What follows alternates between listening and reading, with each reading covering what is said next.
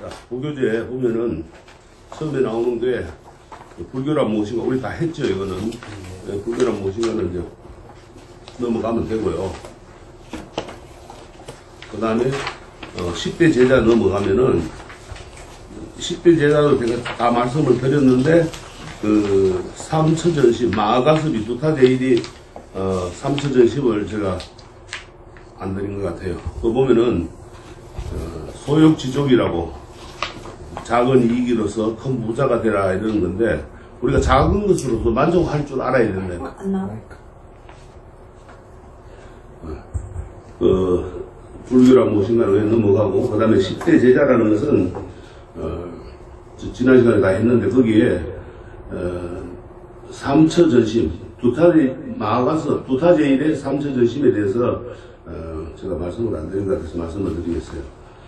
그리고 이제 거기에 보면 소욕지족이라는 말이 나오는데 작은 이익으로서 큰 부자가 되라. 작은 것으로서 만족할 줄 알아야 된다는 뜻입니다. 욕심내지 말라는 거가 탐진치 삼독에 욕심내지 말라는 거라는 겁니다. 그래서 행복의 비결은 결국 많은 데 있는 거 아니잖아요. 적은 데서 우리가 아는데 오늘날 현실은 무조건 큰 거, 좋은 거 이런 것만 따지는데 그건 행복이 아닙니다. 그래서 적은 것으로서 우리가 만족할 줄 알고 그래야 넉넉해진다는 것을 아시기 바라고 그 다음에 삼처전심은 이 마가섭이 부처님께서 이제 법문하실 때 설법을 하실 때 마가섭이 이제 거기에 부처님의 법문에 3번 응한 겁니다. 그거를 이제 삼처전심이라고 해요. 부처님 마음을 깨뚫은 게 마가섭 존자가 부처님 마음 알아듣는 겁니다. 그래서 특별히 이제 3곳에서 마가섭에게 마음을 전하는 겁니다. 즉 법을 전하는 거예요. 그래서 말씀으로 설법하지 않고 행위로 보여주는 겁니다. 그래서 설법은 최상의根기 가운데 가섭존자만이 그 뜻을 알아채는 겁니다. 그래서 불교 선종의 근본적인 선지 이거를 이제 말하는데 첫 번째가 다자탑 전분반자라. 다자탑 전분반자는 다자탑은 중인도 비사리성 북서쪽에 있습니다. 그래서 이 탑은 어떤 장자가 산에 들어가서 돌을 닦아 깨달은 뒤에 거의 아들, 딸 60명이 아버지가 공부하던 것을 기념하기 위해 세운 것이라고 합니다. 그래서 부처님이 그곳에서 이제 설법하고 있을 때 가섭존자가 누더기를 입고 뒤늦게 오자 여러 제자들이 그를 얕보았다고 해요. 누더기 입고 그리 법회에 이제 늦게 온다고. 그러자 부처님은 자기가 앉아있던 자리를 절반을 가섭존자에게 양보해가지고 거기 앉도록 했다는 겁니다. 이것이 첫 번째로 마음을 전하는 거예요. 그래서 다자탑 앞에서 법문하실 때 설법을 하실 때 이제 자리를 반 내줬다 해가지고 분반자라. 나눌 분자. 그 다음에 이제 영산해상 거염하라. 부처님이 중인도 영산성 북쪽에 심리 지점에서 있는 그 영치산에서 설법하고 있을 때 하늘에서 꽃비가 내렸습니다. 그래서 서가모니가 그 꽃송이 하나를 들어 보이자 제자들이 모두 무슨 뜻인지를 몰라가지고 어리둥절을 하는데 이 가섭존자만은 빙그레 웃었어요. 이에 스승은 바른법, 열반의 묘한 마음을 가섭에게 전한다고 선포했습니다. 그래서 영산해상 거염하라. 영산해상에서 꽃비가 떨어지는데 꽃 한 송이를 들어 보였을 때 가섭존자가 웃어서 법을 받는 겁니다. 그걸 이제 영산해상 거염하고 그 다음에 세 번째는 사라상수 각시상구라. 부처님이 북인도 시라성 북측수 쪽에 이제 사라수 나무 아래서 춘다가 준 그 공양을 드시고 이제 열반에 드실 때 잠자리를 깔게 하고 열반을 하자 그 숲이 이제 하얗게 변했는데 가섭이 늦게 왔어요. 가섭존자가 또 늦게 와가지고 관을 3바퀴를 돌자 관 밖으로 2발을 내 보이셨는 거예요. 그게 이제 각시상구라. 그래서 선종에서는 이를 이제 교회 별전, 교회라는 거 가르침이 없이 마음을 전하는 것, 그거를 이제 교회 별전이라고 하는데 그 유일한 근거가 이 삼처전심입니다. 그래서 선종에서는 말이 필요가 없는 거예요. 그래서 교리가 필요 없다 뭐 이런 이제 주장들은 하는데 교리가 필요 없는 건 아닙니다. 왜? 공부를 하고 수행을 해야 깨달음을 빨리 얻는 것이지, 공부를 하지 않고 깨달음을 얻는 것은 힘든 거거든요. 그래서 이렇게 이제 삼처전심의 이야기는 부처님께서 이제 가섭존자에게 법을 전했다는 정도로 제시되는 겁니다. 그래서 우리가 이제 이 삼처전심은 화두로서도 많이 이제 사용이 되고 있습니다. 그렇게 하시면 되고, 그 다음에 넘어가면 옴이라는 말이 있죠. 지난번에 이야기할 때 오마, 처음과 중간과 끝이라 그랬었죠.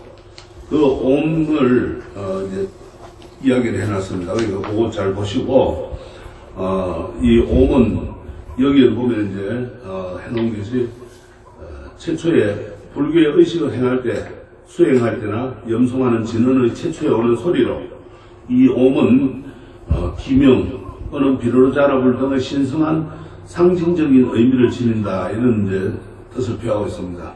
그래서 불교에서 사용하는 의지만은 옴이라는 건 인도에서 처음 발생을 했고, 여기에는 이제 모든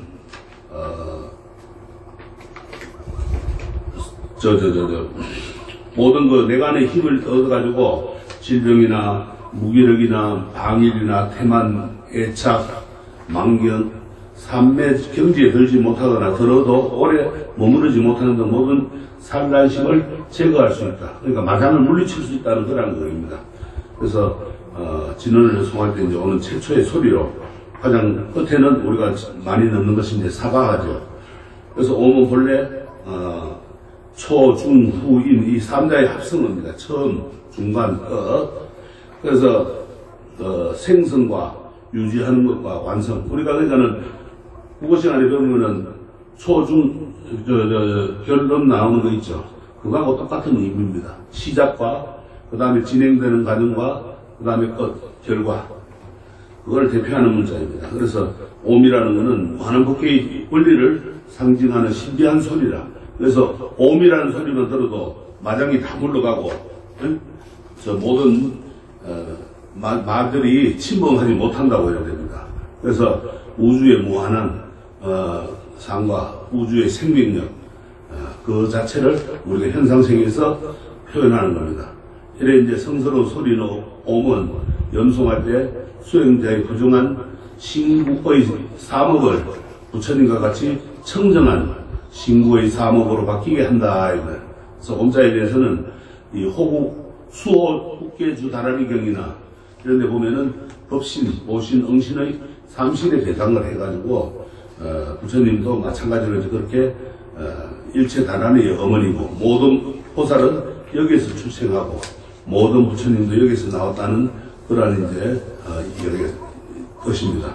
그래서 부처와 일체 보살과 모든 다라리가 모인 곳, 이것이 바로 옴입니다. 그래서 옴자는 다라리를 수행할 때 많이 이제 들어가는 첫 글자입니다. 그래서 우리가 만약 보살이 이 다라리를 수지하고 정득하면은 곧 그 몸이 여의 보배와 같고, 중생으로서 이를 보는 자는 원하는 바가 모두 만족되고, 또한 빠르게 위 없는 깨달음을 이룬다고 했습니다. 그래서 밀교에서는 원하는 바를 모두 만족시키고 깨달음을 얻게 하는 이 옴자를 수행법에 다양하게 활용하고, 그리고 이제 예를 들면은 달을 원륜인데 이 가운데서 옴자를 관하는 것을 옴자간이라고, 지난번에 칠간법을 이야기했었죠. 그런 식으로 이제 옴자간이라 합니다. 그걸 이제 화두로 치고 수행을 한다 해서. 그럼 그만큼 이 옴이 이제 중요한 거고, 그 다음에 이제 건강보살이라든가 오불은 이제 다섯 방향의 부처님을 말합니다.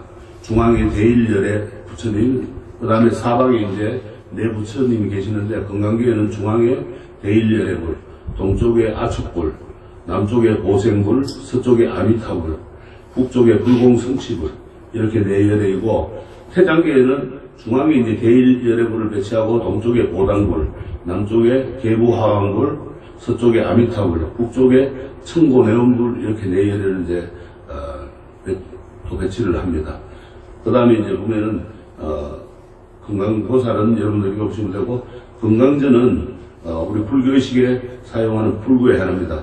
이제 다음에 가면 요거 이제 우리 법부에서 신행하기 좋은 이제 9장에서 수행과 전법도 하는 데서 명칭에서 나올 겁니다.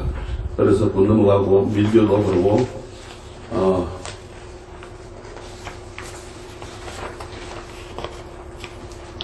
그다음에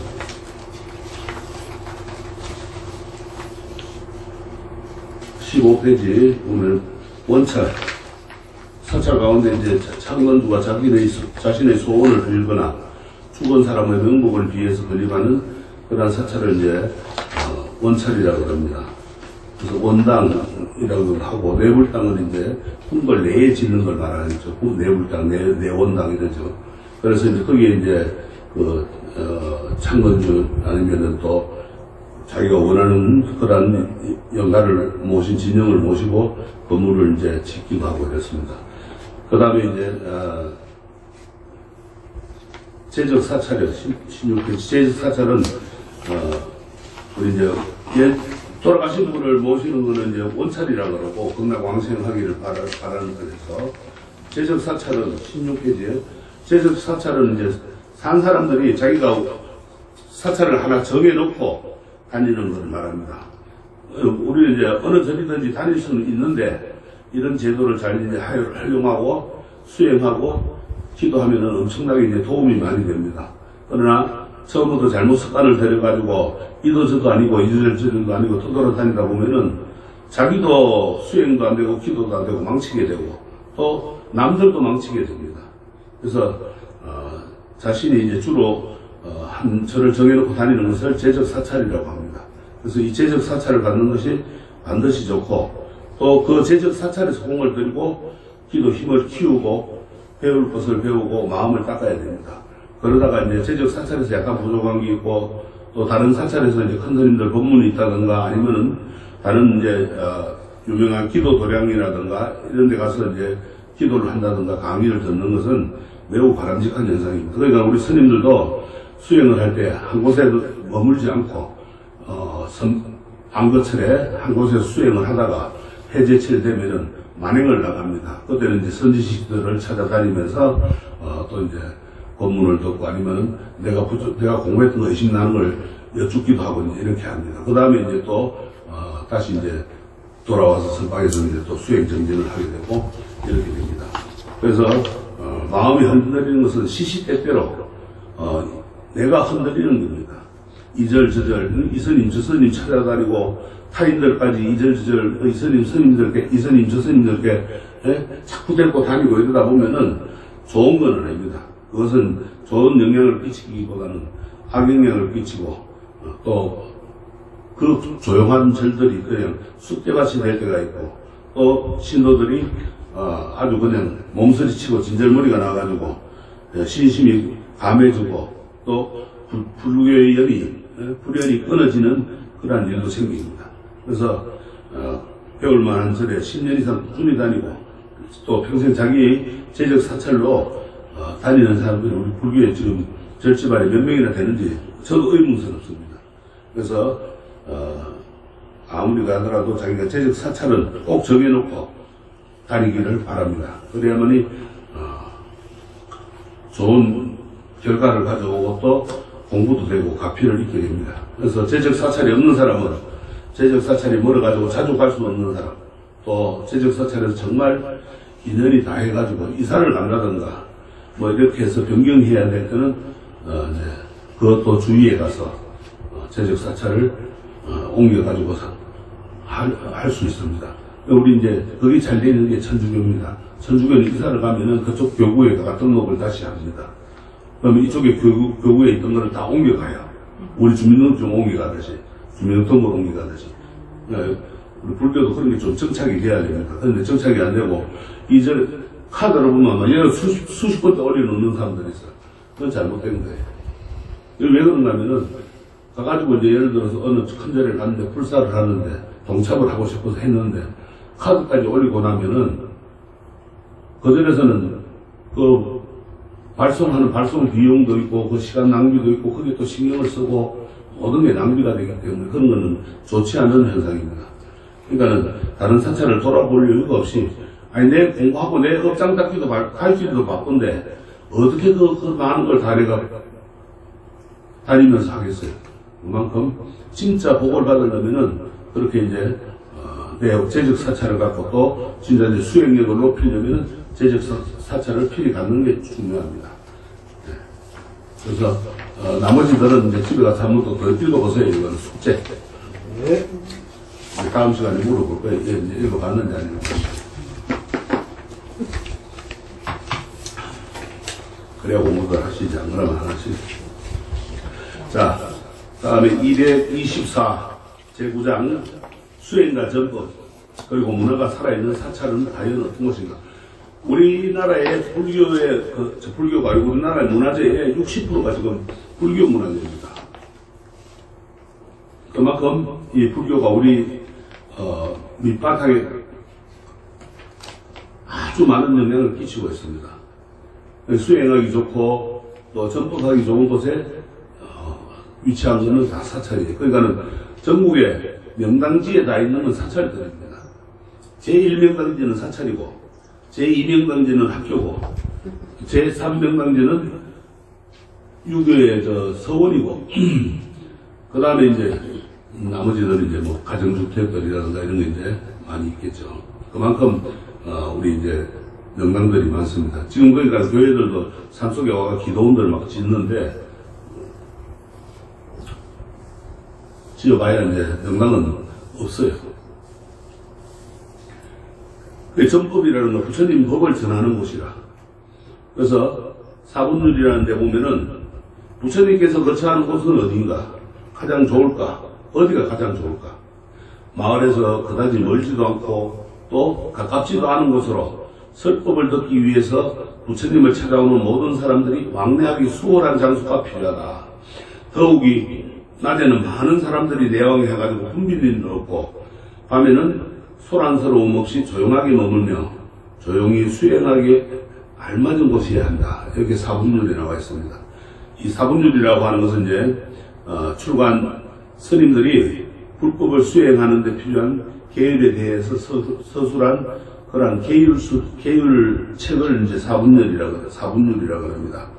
그래서 우리나라에는 60건이라는 게 존재합니다.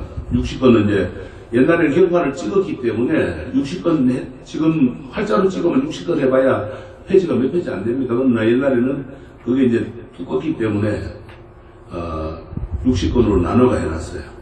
그래서 우리나라 비구가 지키는 250개와 비구니가 지키는 348개가 이렇게 되어 있습니다.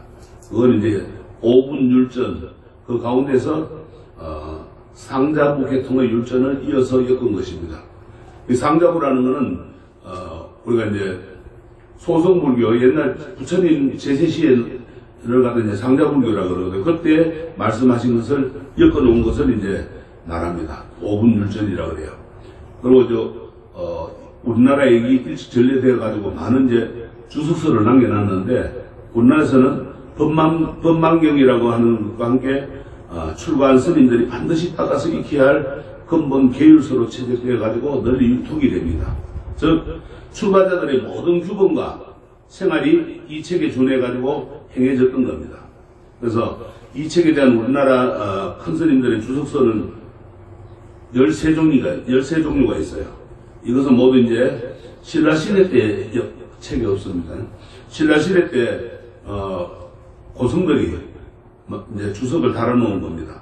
해석을 달아놓은 거죠. 그걸 이제 우리가 논장이라고 그러죠. 경률론 3종의 논장이라고 하는데 신라시대 때 이 책에 대한 이제 연구가 많이 5분 율전에 대한 연구가 많이 이루어졌습니다. 그러나 고려시대와 조선시대에는 이 책에 대한 연구가 거의 보이지 않고 있습니다. 더군다나 고려시대는 몽고의 침략으로 인해서 나라가 황폐화되니까 스님들도 거기에 대해 차분히 앉아서 연구할 시간이 없었겠죠.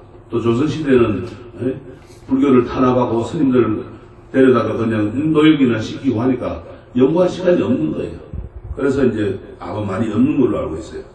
없는 게 아니고 없어요, 아예. 그래서 현존하는 판본은 1461년 세조 7년에 시작해가지고 1463년 세조의 명예에 가지고 판각된 해인사에 가면은 4분율 3분 보궐 행사 초상집기라는 그런 14권의 책이 있습니다. 그리고 이제 이거를 1691년 숙종 때 간행된 순천 서남사에 소장되어 있는 사분율 칠치육목초라는 그런 이제 책이 있고, 또 1769년 영조에 안동 봉정사에서 개판된 10권의 네 책으로 이루어진 사분율이 있습니다. 그래서 이게 이제 조선시대까지고, 그리고 이제 건세 1908년에 해인사에서 간행한 개정비목이라는 책이 있고, 또 그의 사물의 해인사의 호언율사가 간행한 사분율이 있고, 그 다음에 뭐 칠중수계, 그 다음에 호계첩, 또 1951년에 한국불교의 기강을 바로잡은 뜻에서 자원스님이 출간한 한문비구개본 이런 게 있습니다. 전체 네 분량으로 이제 구성이 되어 있는데, 제1부는 1권부터 이제 21권까지도 되어 있고, 5원 40송으로 된 원론과 비구의 부족계인 250개가 수록이 되어 있습니다. 그래서 이 250개를 범하면 교단에서 쫓겨나는 네 가지 바라의 법을 말하는데, 죄를 범하면 20명 이상의 대중스님들에게 참여를 해야 됩니다. 그리고 스님으로서 남을 수 있는 13성잔 예를 범하면은 그 재물을 대중에게 내놓고 참여하는 30가지 또 사타제라는 죄가 있고, 죄를 범한 뒤에 또 대중에게 참여하지 않으면은 지옥에 떨어진다는 90가지의 단타죄가 있고, 또 익히고 닦아야 할 100가지의 중학계가 있고, 서로의 다툼을 없애고 화합을 얻게 하는 7가지 멸쟁법이 있습니다. 이렇게 스님들의 계율이 아주 많습니다. 그 다음에 이제 제2부는 22권부터 이제 36권까지 15권으로 되어 있는데, 비군이 448개가 이제 수록이 되어 있습니다. 이 비구의 250개와는 달리 바라이법이 8개, 성잔제가 17개, 사타제가 30개, 단타제가 178개, 이렇게 비구성보다 이제 더 세분된 계율을 가지도록 되어 있고, 또 중학계와 멸쟁법은 이제 비구와 같습니다. 그래서 우리가 여기서 이제 바라이제라고 하는 것은 산스 그리스도로 이제 바라이 팔리어를 이제 그런데 또는 바라이 비구나 비구가 성단을 떠나야 하는 무거운 죄를 바라이제라고 합니다. 그러니까는 바라이제를 저지르면은 무조건 환속을 해야 돼. 쫓겨나가야 돼. 그걸 살지를 못합니다. 그래서 비구와 비구니가 수지하는 구족계의 하나고, 성녀들의 이제 계율, 즉 구족계에서 가장 엄격하게 검하는 중죄 바라이제를 범하면은 스님 자격을 잃고 성단에서 쫓겨나게 됩니다. 이에 대해서 여러 스님들에게 참여하여 허락을 받으면 구제되어 성단에 남을 수 있는 죄를 성잔제라고 합니다. 또는 성잔이라고 합니다. 그래서 이 바라이제 또는 바라이는 바라시가 또는 바라사이가라고도 하고, 이제 번역을 하면은 극악, 기손, 단두, 무역 이런 여러 말로 이제 하고, 또는 타성이라고도 합니다. 그래서 바라이제의 종류는 이제 4종이 있습니다. 큰 것이 뭔가 하면, 첫째는 사음하는 거, 둘째는 투도, 도둑질하는 거, 셋째는 살생하는 거, 넷째는 망어, 거짓말하는 거. 특히 이 큰 거짓말은 예를 들어가지고 큰 대접을 받기 위해 가지고 자기가 큰 스님인 양 그냥 거짓말을 하고, 이런 거 자기 자신을 높이는 것을 말합니다. 그게 아주 무거운 죄에 들어갑니다. 또 이 비구니의 바라이제는 비구의 그 4종의 바라이제에 4가지가 더 추가돼가지고 8바라이라고 합니다. 8바라이는 8가지 이제 금지사항을 말하는데, 여기에는 이제 마촉이 들어가고, 마촉은 비구니가 정욕을 품은 남자에게 자신의 몸을 만지기 위해서 쾌락을 얻는 거. 그 다음에 두 번째는 이제 팔사성중, 또 정욕을 품은 남자가 곁에 앉아서 이야기를 나누거나 손이나 옷을 만지게 하고 함께 길을 걸어가는 것 등 여러 가지 금지사항을 범합니다. 그러니까 스님하고 사실은 신도들하고 같이 걷지를 못하게 돼 있어요. 근데 요새는 뭐 그거 다 걷고 이러는데, 그러다 보니까 자꾸 문란해지는 거예요. 이제 그만큼 수행을 하는데 모든 것을 적극하게 가야 됩니다. 그 다음에 세 번째는 부장타중제 또는 부비구니 중제라고 그러는데, 다른 비구니가 바라이제를 저지르는 것을 알면서도 알리지 않고 숨겨주는 것. 그 다음에 수순피거비구 또는 수술 피거 비구위리 성사문계라고 합니다. 제에 따라서 비구 또 비구리가 아님을 정당하게 처벌하였음에도 쫓겨난 그 비구를 옹호하고 또 그 시비를 3번 이상 따져주는 것, 이것도 이제 안 되는 겁니다. 그래서 살생, 도둑, 사원, 망언가 해당되고 어기면은 교단 추방에 해당하는 불공주의 그 벌칙을 받게 됩니다. 그래서 살생과 투도는 사회법의 적용도 받고 있고, 그래서 이중 처벌이 되는 것이고, 망언은 깨닫지 않았으면서 깨달았다고 거짓말을 해서는 안 돼. 거짓말해가 대중들을 현혹시키는 것. 그 다음에 제3분 이제 37번부터 중반부터 이제 49번까지는 수도 정진기관인 안거 때에 지켜야 할 사항. 또 안거는 저지른 잘못을 고백하고 참여하는 자자에 관한 것. 또 옥과 약계에 관한 것, 악성 비구를 꾸짖는 법, 죄를 짓고 숨기는 비구를 참여시키는 것, 비구니에 대한 특수한 위의 등 16가지의 편장으로 되어 있습니다. 또 제4부는 제50번부터 60번까지 11건으로 방에 머무는 방법이나 기타 작법에 관한 것, 또 경전 편찬에 관한 500결집과 700결집 등에 대하여 이제 밝히고 있습니다. 그래서 우리가 이런 걸 이제 무사히 어기면은 거기에 대해서 이제 많은 벌을 가해주는 겁니다. 그거를 우리가 말하는 겁니다. 그래서 이 사분율을 우리가 잘 지켜야 되고, 또 우리 신도님들도 불자들도 이 사분율은 어떤 것인가는 대충 알고 있어야 돼요. 그래야만 이 신행생활을 하는데 많은 도움이 되게 되어 있습니다. 그래서 그거를 좀 사분율에 대한 거를 좀 더해 주시기를 바라고, 그 다음에 사분율의 이 구절을 이제 부처님께 보시하고자 했던 그 당시 불자들이 생각한 수행터가 갖춰야 할 조건을 말하는 겁니다. 이런 조건은 사찰이 부처님의 가르침을 닦는 수행의 도량이고, 또 부처님의 가르침을 넓혀서 중생을 제도하는 전법 도량임을 이제 알려주는 겁니다. 그래서 부처님 당시 처음부터 이제 사찰이 했던 것은 아니고, 수행자들은 일정한 거주처 없이 숲속이나 또 동굴이나 또 뭐 조용한 나무밑이나 이런 곳에서 잠시 머물 뿐 걸식과 여행을 하면서 생활하면서 이제 깨달음을 추구하는데 이제 전념하였습니다. 그래서 인도 기후의 특성, 여러 우기에는 이러한 생활이 불가능하였습니다.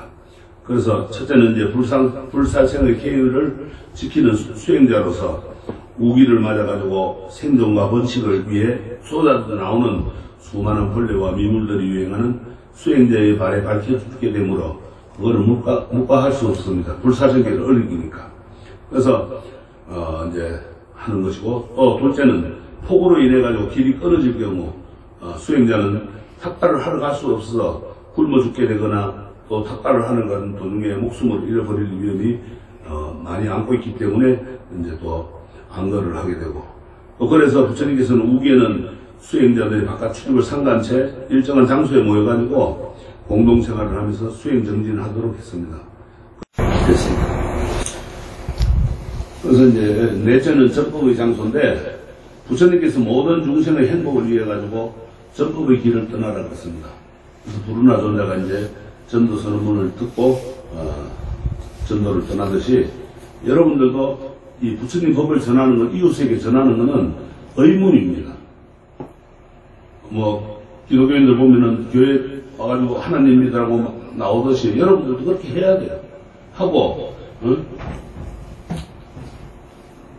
누가 설사 돌을 던지면 돌을 맞고, 왜 던지냐고 시비 걸면 안 되고, 침을 뱉으면 침 맞고, 똥물을 던지면 똥물도 맞아야 돼요. 그게 하심을 하고 수행하는 거예요.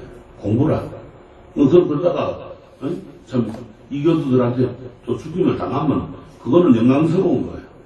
내가 부처님 말씀을 전하다가 죽는 거니까 내 업성도 소멸되는 거고, 다음 생에서는 또 더 좋은 인가로 오는 겁니다. 그만큼 이 법을 전하는 것은 우리 불자들의 의무이고, 또 스님들도 마찬가지입니다. 그런 그게 돼야 돼요. 그래서 사찰을 이제 절이라고 하는 것은 부처님 법을 전하는 그런 도량입니다. 가장 중요한 공간이에요. 그리고 다섯째는 봉사의 장소라. 개인의 해탈보다는 모든 거심을 벗어버리고 이렇게 해탈하는 것보다는 생명을 아끼고 사랑하는 마음으로 절이 건립되도록 한 부처님의 가르침을 되새기면서 대자 대비를 실천해야 합니다. 근데 우리가 이제 이거를 안 하고 상을 내게 되면은 문제가 되는 거예요. 그래서 여럿이 이제 공동체로 뭐 예전에 부처님 제시시에는 이렇게 중림정사나 기원정사나 이렇게 아주 부자들이 장자들이 사찰을 건립을 해가지고 부처님이나 그 제자들한테 보시를 했지만은 지금들은 보면 이제 그렇게 지금도 그렇게 하는 분들도 계셔요. 지금은 좀 오래됐는데 의정부에 있을 때 그런 일이 있었어요. 의정부 시내 가면은 의정부 포교원이 있어요. 대지가 한 300여 평 되는가 되는데 거기에 가면은 저를 참 어느 한 신도가 시주를 해가지고 저를 5층을 지었어요. 유치원까지 다 만들어주고 심지어 동양간에 숟가락 젓가락 그릇까지 다 시주를 했어요. 그러니까는 스님들이 들어와가지고 수행생활하기 불편함이 없게 하고 신도들이 와서 불편함이 없게 기도할 수 있게끔 하고 또 미래 어린이들 포교를 할 수 있게끔 유치원까지 다 해주고는 거절을 떠났어요. 그러고는 또 어느 한 가난한 절에 조그만한 절에 가서 또 신행생활을 하는 거예요. 왜 그렇게 했냐 하니까 그 보살님 하시는 말씀이 내가 그 절에 다니면 상을 내게 된다. 무슨 상을 내느냐? 내가 다니다 보면 저 보살이 이 절 만들었대. 그래가지고 시주를 했대. 그런 말을 듣게 되고 그것도 업을 짓게 한다 이거야. 또 하나는 그런 말을 듣고 함으로 인해서 또 내가 우쭐하는 마음에 상을 낼 수가 있다는 거죠. 그래서 거절을 떠나고 나는 또 다른 곳으로 갔다는 그게 바로 부르나존자예요. 딴 게 부르나존자가 아니라 부처님 법을 참답게 전하는 거예요. 우리가 상을 내지 말아야 돼. 생색 내지 말아야 돼. 뭘 하든지. 누가 했는지 뭐 했는지도 모르게. 그러니까는 옛날 말이 있잖아요. 타종에서는 뭐 오른손이 하는 왼손이 모르게 하는 거죠. 절에서는 오른손이 하는 일 왼손이 모르게 하는 거 그것조차도 없어라. 생각조차도 없애라 이거예요. 그렇게 해야만이 그게 진정한 공사고 고시가 되는 거예요. 그렇지 않으면은 아무 소용이 없는 겁니다. 오히려 안 다니는 것만 못한 거예요. 그래서 이 사찰을 건립한다는 것은 아주 큰 공덕을 짓는 겁니다. 그 반면에 그렇게 상을 내게 되면은 공덕이 아니라 이건 완전히 그냥 업을 지어도 아주 악업으로 큰 악업을 지게. 왜? 삼보를 훼손한 삼보 비방하는 죄가 오욕죄 중에 하나입니다. 그렇게 그래서 부처님의 가르침을 되새기면서 대자 대비를 실천할 줄 알아야 돼요. 대자 대비라는 것은 큰 고통과 큰 슬픔 이거를 없애주고 기쁨을 주는 큰 기쁨을 주는 것 그걸 대자 대비라고 그러죠. 그래서 이 사찰은 자비를 실천하는 신행 공동체의 공간이 되어야 됩니다. 그래서 누구나 다 평등하고 들어오면은 다 존엄하고 다 불성을 가지고 있는 부처님이야. 그렇게 공동체 생활을 할 수 있는 신앙 공동체가 되어야 됩니다. 그런데 이래서 안 되고 저래서 안 되고 뭐 어떻고 가리고 분별심 내다 보면은 공부도 안 되고 기도도 안 되고 나중에는 그만 엉뚱한 방향으로 흘러가게 돼요. 그래서 사회와 이웃에 부처님의 가르침이 잘 전달되고 구현되도록 사명을 다하는 것이 바로 절이다. 여섯째는 역사와 문화의 장소다. 그래서 사찰은 우리나라의 역사와 문화 간직하고 있고 또 전통 문화 개선과 미래 문화 창조에 기여하는 겁니다. 그래서 이 우리나라 문화재 모든 문화재 중에 아까도 얘기했지만 60%가 불교 문화입니다. 그리고 우리나라의 전통 문화의 뿌리는 모두가 이 불교 문화에서 나온 겁니다.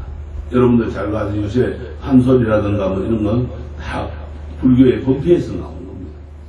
그리고 이제 뒤에 가면 사물이 나오는데 사물에 보면은 북, 뭐 장고, 뭐 이런 거 다 불교에서 나온 거예요.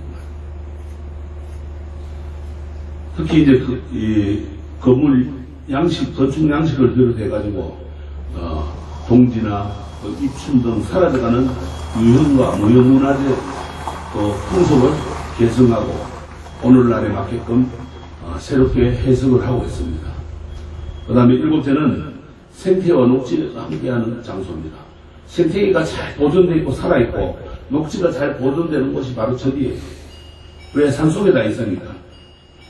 경치 좋은 곳에는 모두 절이 자리 잡고 있죠. 오히려 이 절 덕분에 주변의 생태와 녹지가 보존되어 있고 아름다운 풍광이 유지되고 또 일반 사람들의 힐링의 장소가 되는 거예요. 어디 산에 가면 절들이 다 있으니까 또 놀러 가자 그러면은 전부 절로 많이 오죠.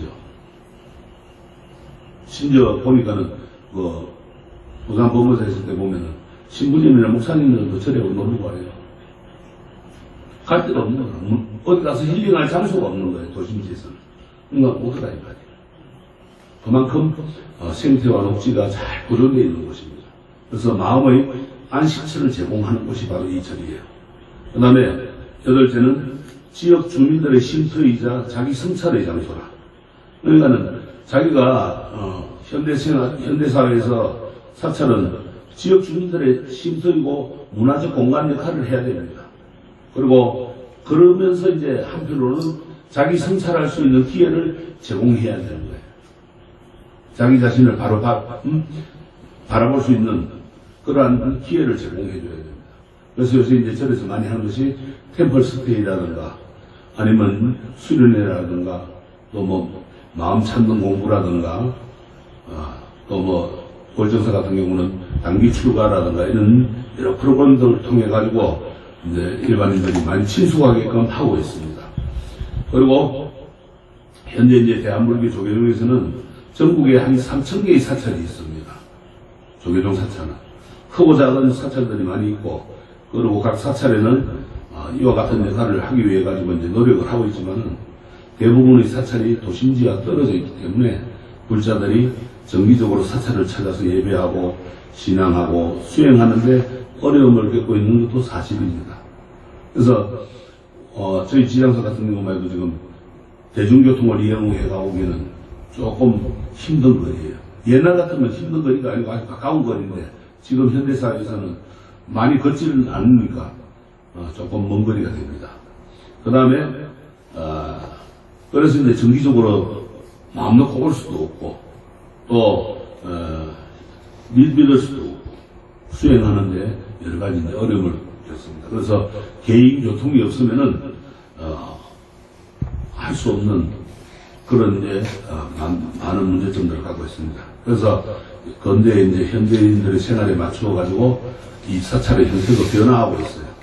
산속인이 아니더라도 아파트 단지나 주택가, 도심의 빌딩 등의 이제 생활공간 가까이에서 도심 포교단, 포교원이나 포교소나 뭐 이런 것이 이제 점차 늘어나는 추세고 또 이 도심의 이제 포교단들은 일요법회를 비롯해가지고 각종 정기법회 또 불교대학 문화강좌 이런 걸 하기도 하고 이제 그래서 일반 대중들의 이제 정서와 생활 환경에 맞춘 새로운 신행 도량으로서 지역 주민들을 이제 부처님 품으로 인도하는 역할을 하고 있습니다. 또한 전통 사찰에서는 도심 포교당을 개설하거나 또 전통 사찰과 도심 포교당이 서로 연계해가지고 사찰의 장점을 살려서 오늘날에 맞게 사찰의 역할을 만들어가고 있는 그런 이제 하나의 변환기에 와 있습니다. 교회는 도심지에서 한 일반 사람들하고 접하다 보니 가까이 있다 보니까 쉽게 접할 수가 있는데 불교는 그렇지를 못하는 거예요. 그러다 보니까 이제 좀 많이 낙후되어 있고 시대에 떨어져 있는 것도 있고 또 하나는 경전들의 번역이 늦어졌다는 거. 경전을 빨리 번역을 많이 한거라 해서 우리말로 번역을 해놨으면 좋을 텐데 그게 안 됐다는 거. 성경은 1900년대에 들어오면서 바로 한거라 시켰어요. 그러다 보니까 빨리 우리나라 사람들이 그걸 접하기 쉽게 됐습니다. 그런데 불교는 좀 한자다 보니까 한문으로 되어 있으니까 접하기가 어려웠거든요. 지금들도 어렵다고 그러죠. 근데 이걸 또 이제 한문을 또 쉽게 한글로 풀이해 나누면은 뭐 법회 시간이라든가 아니면은 불공 시간이라든가 이런 게 상당히 또 오래 걸립니다. 천수경도 우리가 15분, 20분 하면 독송 다 할 거를 그거 하면 25분씩 이래 걸려요. 시간이 늘어나는 거예요. 그러면 예를 들어 불공도 하다 보면 1시간 할 걸 1시간 반 하게 되고 2시간 하게 되고 이러다 보니까 이제 많은 문제점들이 있습니다. 그래서 그런 거를 우리가 좀 극복을 해야 되는데 그게 이제 지금 가독이라 어떻게 앞으로 정리를 해나가야 될지 이제 스님들과 불자들이 중지를 모아서 한번 그거를 편집을 해야 될 그런 이제 전환기가 있습니다. 그 다음에 이제 사찰 곳곳에 담겨 있는 그 진리의 향기를 보면은 환경 열애 성경품을 보면은 부처님께서 법계에 충만하시어 널리 모든 중생 앞에 나타나시니 연을 따라 나아가 두루하지 않음이 없으시되 항상 이 보리제에 앉아 계시도다 이렇게 말씀하셨어요. 법계라고 하는 것은 불법의 범위, 부처님의 법이 미치는 범위, 그걸 법계라고 해요. 또 다른 말로는 불교의 사회, 그걸 법계라고 하는데 거기에 충만하는 것, 가득 차 있는 걸 말합니다. 그래서 널리 모든 중생들은 거기에 오면은 연을 따라 가지고 그 인연을 따라서 두루하지 않는 없다. 그러니까 모두가 다 부처님의 가피를 입는다. 그래서 결국은 수행을 해서 깨달음을 얻어서 보리자 깨달음의 자리에 앉는다 이 말이에요. 그래서 깨달음의 자리에 계신 부처님은 중생들의 근기에 따라서 다양한 모습으로 나타납니다. 우리가 구품구생이라 그랬죠. 구생의 모습으로 다양하게 나타납니다. 때로는 보살의 몸으로, 때로는 천신의 몸으로, 때로는 인간의 몸으로 이렇게 나투셔가지고 중생들을 가르침을 주고 구제해 주시는 거예요. 그래서 그런 부처님의 가르침이 살아 숨쉬는 공간입니다. 그래서 따라서 저는 이유 없이 도심이나 산속에 있는 것이 아니라 다양한 가르침을 안고 그곳에 앉아 있는 겁니다. 그러니까 이제 선방 같은 경우는 도심지에 있으면 선방이 안 됩니다. 명상이 안 되겠죠. 부처님도 조용한 곳을 찾아서 고리수 나무 밑에 앉아가 점자하고 명상에 들어서 이제 깨달음을 얻으셨듯이 우리도 이제 절들 선방 지금 현대사회도 선방 선원들은 산속으로 위치를 하고 도심지에는 선방을 하면은 방음장치를 해서 바깥 소리가 안 들리게끔 고요한 명상에 들게끔 그렇게 이제 하고 있죠. 그래서 법당에 계신 부처님을 찾아가는 여정을 바다를 건너 수미산을 올라가는 여정에 비유되기도 합니다. 그래서 수미산, 바다를 건너가야 돼. 수미산이라고 하는 것은 세계 중앙에 있는 산을 있다는 산을 수미산이라고 합니다. 세계 중앙은 우리 현실 세계로 보면 히말라야 산맥을 수미산이라고 하는데 산 꼭대기에 제석천이 있고 중턱에는 사천왕이 있고 그 높이가 8만 유순이라고 합니다. 그래서 우리가 이제 이 수미산을 세계의 중앙에 있는 우리가 이제 불법의 세계의 중앙에 있는 산을 수미산이라고 합니다. 산 꼭대기에는 제석천이 살고 있고 그 다음에 중턱에는 사천왕이 살고 있고 그런 이제 곳을 말합니다. 그래서 수미산은 경전에 등장하는데 세상의 중심에 있는 가장 높은 산이죠. 공간적으로는 수미산 꼭대기에 계신 부처님을 찾아가는 그런 힘겨운 여정이지만은 시간적으로는 우리의 신행생활이 진행되는 과정을 나타내는 겁니다. 하나하나 우리가 신행생활에 나가는 과정을 수미산의 비유가 나타내는 겁니다. 그래서 신행생활 가운데서 신심이 더욱 생기기도 하지만은 탐욕과 성냄과 어리석음이 탐진치 삼독에 해가지고 태굴심과 자만심 이런 번뇌가 일어나기도 합니다. 태굴심이라는 건 우리가 물러나지 않고 굽히지 않고 정진하는 그러한 마음을 태굴심이라고 그러고 그 다음에 이제 자만심이라고 하는 것은 스스로 자랑하는 것. 뭐 빠져가지고 그냥 자신이 가득 차가지고 잘못된 것도 잘된 것처럼 하고 있는 것. 이런 걸 이제 번뇌입니다. 태굴심 번뇌가 일어납니다. 그래서 높은 산으로 올 때 마음이 변덕스럽게 변하는 것 같아요. 가다 보면 다리도 아프니까 올라가기도 싫고, 더우니까 가기도 싫고, 추우니까 가기도 싫고, 목마르니까 물도 없으니까 이건 못 가기, 온갖 게 다 일어나죠. 그렇게 변덕스러운 겁니다.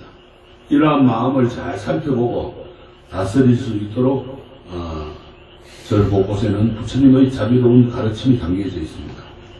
첫째는 이제 극락교라는 것 건너가야 됩니다. 그래야 사찰의 장엄을 만납니다. 극락교 또는 해탈교라고 하는데 절로 들어가다 보면은 이제 극락교 또 해탈교와 같은 다리를 만나게 됩니다. 이 다리는 그냥 다리가 아니라 중생세계에서 부처님 세계로 나아가는 그러한 다리입니다. 그래서 극락교나 해탈교라고 불립니다. 또 사진에 보면 이제 통도사, 흥국사, 무지개 다리가 있죠. 여주 흥국사입니다. 이렇게 꼭 가면은 그렇게 무지개 다리가 있고, 그 다음에 이런 다리 밑 천장에는 용이 있는 경우가 많습니다. 이 용은 물길을 통해 오는 사악한 물이나 기운을 제압해가지고 사찰을 지키는 호법신장입니다. 이런 사악한 물이나 기운이 실제 있는지는 알 수 없지만은 한편으로는 우리가 절을 찾는 우리 마음을 가르치기도 합니다. 다리를 건너면서 본인의 마음을 잘 살피라는 거예요. 그래서 이런 이제 다리가 있는 겁니다. 그 다음에 하마비라고 있습니다. 일주문에 이르기 전에 하마비를 만나게 되면은 하마는 말에서 내리라는 뜻입니다. 여기서 말은 사회적 신분을 말하는 것이고, 속세에서 아무리 위세가 있는 사람이라 할지라도 여기서부터는 똑같은 부처님 제자하고 신도일 뿐이다. 그래서 대통령이 와도 그 자리에서 내려야 돼요.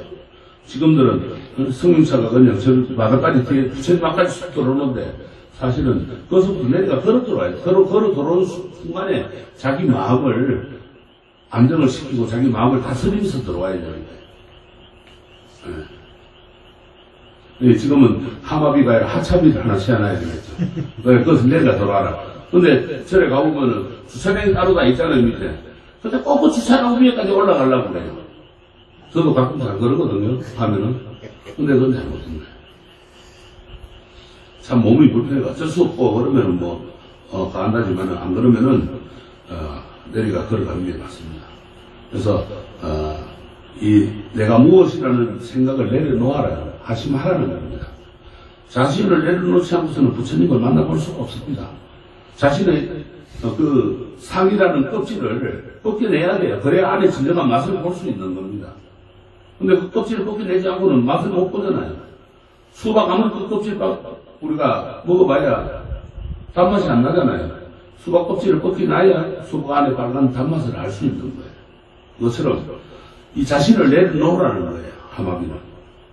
그리고 그 다음에 만나는 것이 이제 일주문 전후에는 깃대를 세우고 지지하였던 돌 기둥들이 있습니다. 이것을 당간지주라고 합니다.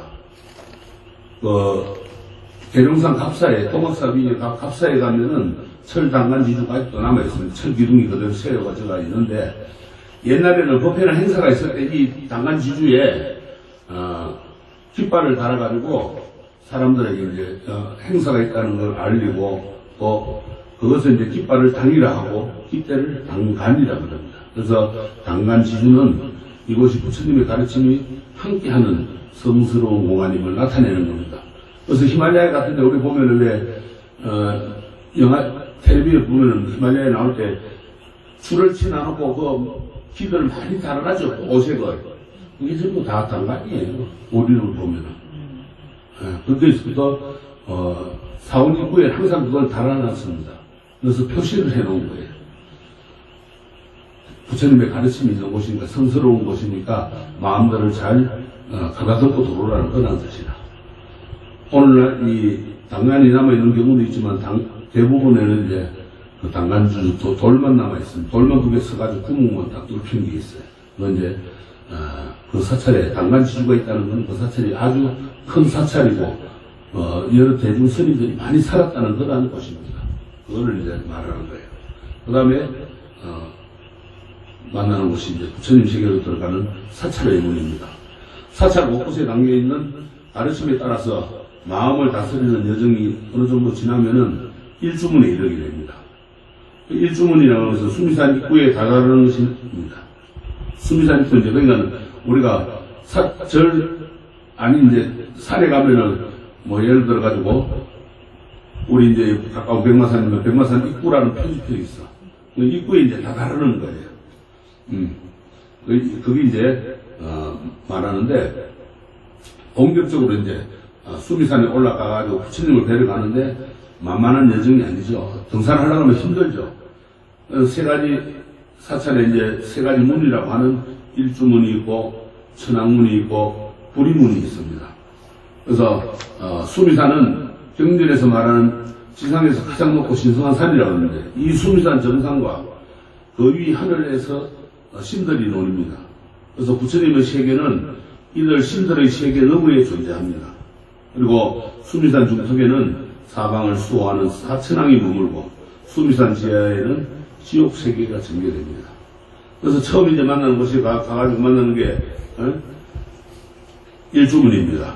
들어갈 때 이제 처음 만나는 곳이 이제 일주문인데 왜 일주문이라고 하느냐? 기둥이 한 줄로 늘어서 가지고 한 개씩 양쪽에 있다 해가지고 일주문이라고 해요. 한일자, 기둥자, 문문자 한 개로 기둥이 서 있는 문이다. 한 줄로 늘어서 있습니다. 그래서 보통 문들을 보면은 네 개씩 돼 있거든. 사천왕문이나 부리문이나 보면은 네 개의 기둥으로 해가지고 칩으로 지어놨는데 여기는 양쪽으로 한 개씩만 기둥을 세워가지고 위에 지붕을 얹어놨습니다. 그래서 일주문이라고 해요. 근데 이 일주문은 세속의 도전대로 흩어진 마음을 하나로 모아가지고 진리의 세계로 들어가는 겁니다. 즉 일심을 뜻합니다. 일심. 바꿔 말하면 사바세계에서 정도세계로 또 이 언덕에서 저 언덕으로 가는 첫째 관문입니다. 그러니까 우리가 사는 사바세계에서 부처님의 세계로 건너가는 첫째 관문이 바로 일주문이라. 그래서 우리 마음을 잘 살펴가지고 다스리지 않으면은 결코 이 일주문 안으로 들어갈 수 없다는 뜻이 되기도 합니다. 일주문에는 보통 가면 이제 뭐 큰 영축산 통도사라든가 가야산 애인사라든가 조계산 송왕사라든가 뭐 이런 식으로 이제 금정산 범어사라든가 이런 식으로 붙어진 편액이 있습니다. 그래서 딱 편액을 보고 그걸 보고 이제 여기는 어느 산에 어느 절이구나 이런 걸 알 수가 있는 거예요. 이 일주문이 있는 경우가 큰들만 있지 적은 데는 잘 없습니다. 그 다음에 조계문이라고 하는 그런 이제 편액을 거는 경우가 있습니다. 앞에 사진 보면은 앞에 이제 사진 보면 그 범어사 조계문이라고 되어 있죠.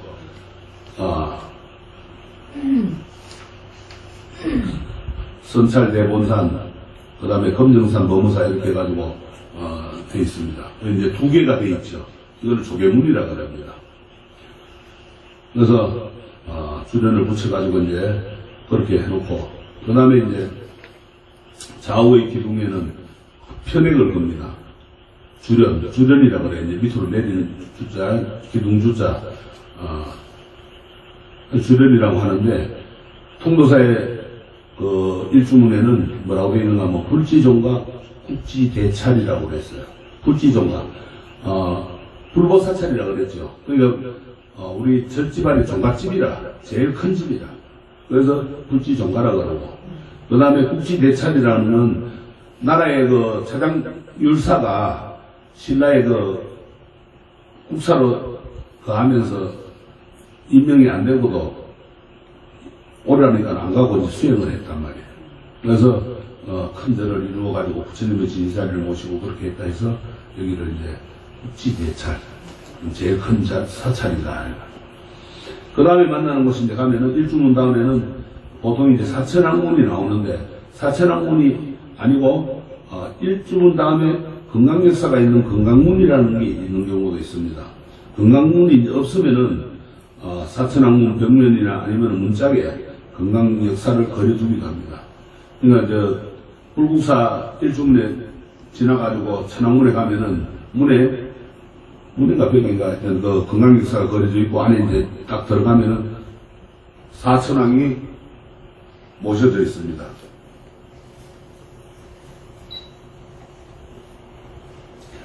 그 다음에 이 사천왕후 법륜영장에 이제 그렇게 금강역사를 그려두는데 법당 쪽을 바라볼 때 우리가 들어가면서 이제 그러니까 법당을 바라보는 거 아닙니까? 들어갈 때 왼쪽에 있는 금강역사가 나라연 금강이고 오른쪽에 있는 금강역사가 밀적금강입니다.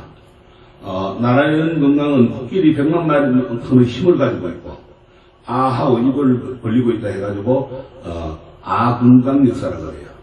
다른 말로. 그 다음에 밀적금강은 비밀스러운 부처님의 행적을 돕고자 원을 세웠기 때문에 밀적금강이다. 비밀스럽게 나는 부처님의 아무도 다르게 고요하게 그냥 부처님의 법문을 듣겠다 해가지고 밀적금강이라고 하는데 훔하고 입을 다물고 있다 해가지고 훔금강이라고 합니다.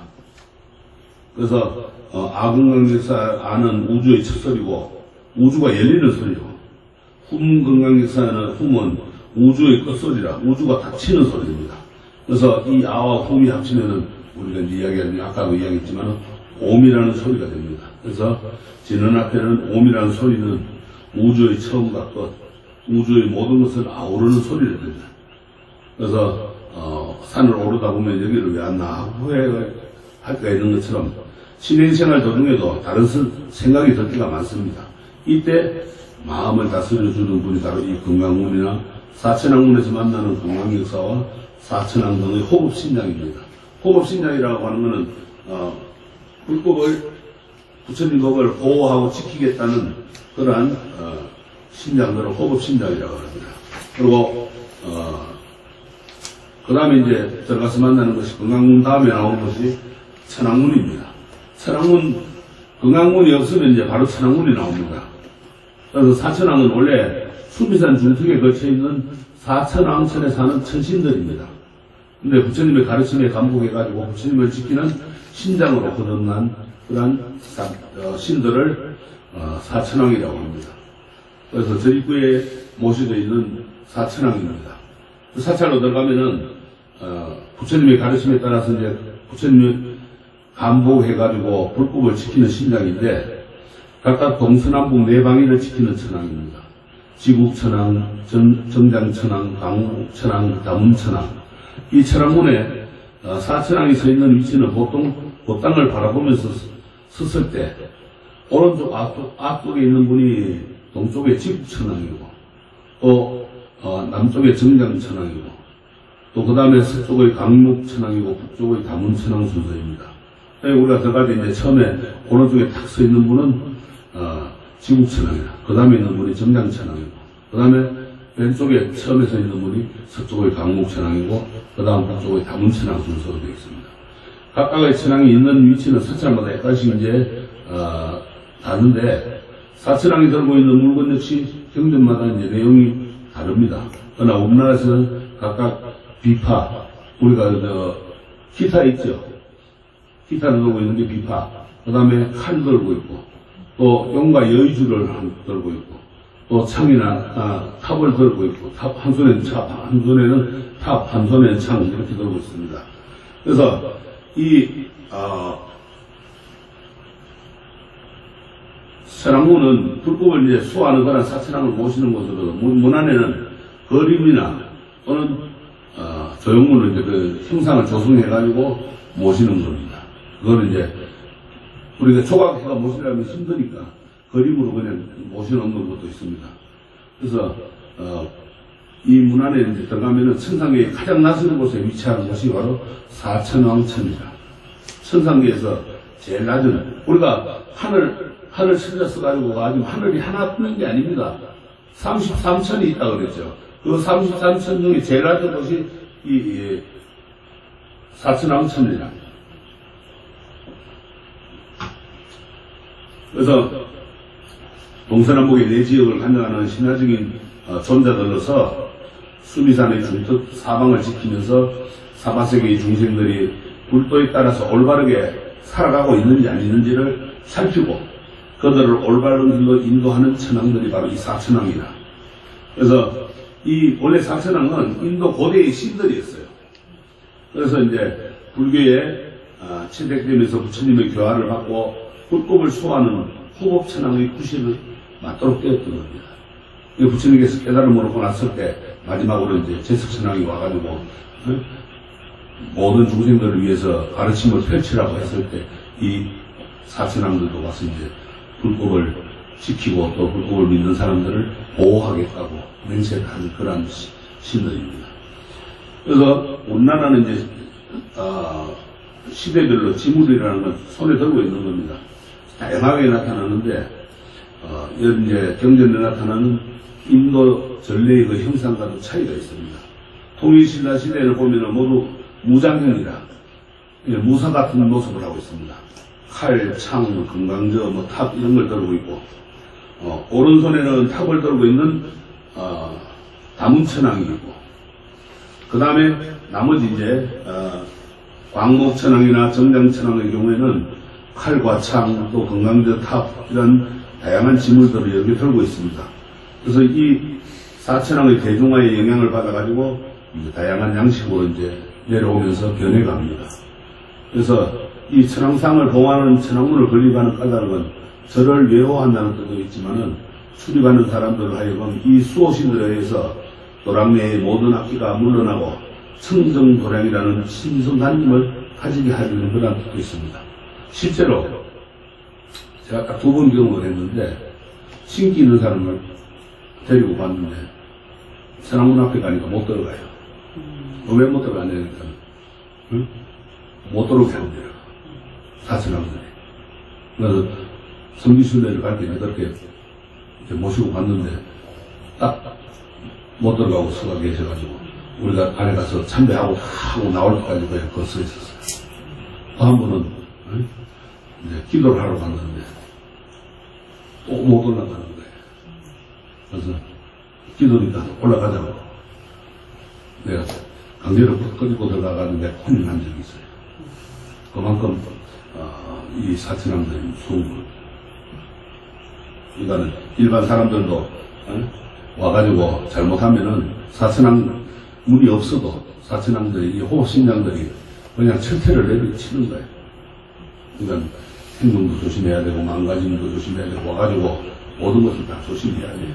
그래야 되지 와가지고 자기가 행동한 거 생각 안 하고 말한 거 생각 안 하고 생각한 건 생각 안 하고 오늘 소리 갔다 온데 에이 재수 없다고 그러면 안 됩니다. 자기 잘못은 모르고 그런 거예요. 그러니까 항상 이 신고의 사목을 조심해야 돼요. 그게 굉장히 중요한 겁니다. 어딜 가나. 그래서 출입하는 사람들이 이렇게 수호신들이 청정하게 만드는 겁니다. 그러면 그 사람들이 이제 신기들이 되게 오래돼가지고 박혀있는 사람들이거든.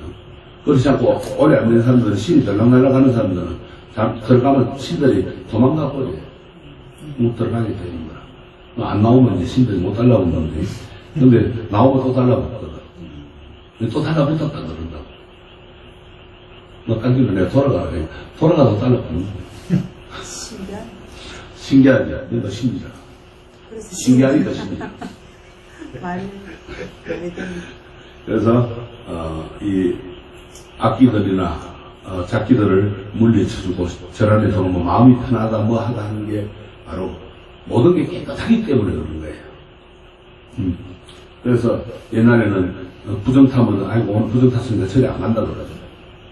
지금들은 뭐 그런 게 없이 막 들락날락 하는데 그런 게 좀 우리가 알고 다녀야 됩니다. 그래서 이 천왕문에 이르기 전에 이제 따로 이제 건강문을 세가지고 하는데 이 건강문의 기능은 대신하고 때로는 인왕 역사라고 하는 그러한 역사를 동환하는 인왕 사람의 모습을 하고 있는 어질고 있는 어질게 그렇게 서 있는 그러한 역사를 동환하기도 합니다. 그래서 제일 간문이 이제 신의 문이라. 그 다음에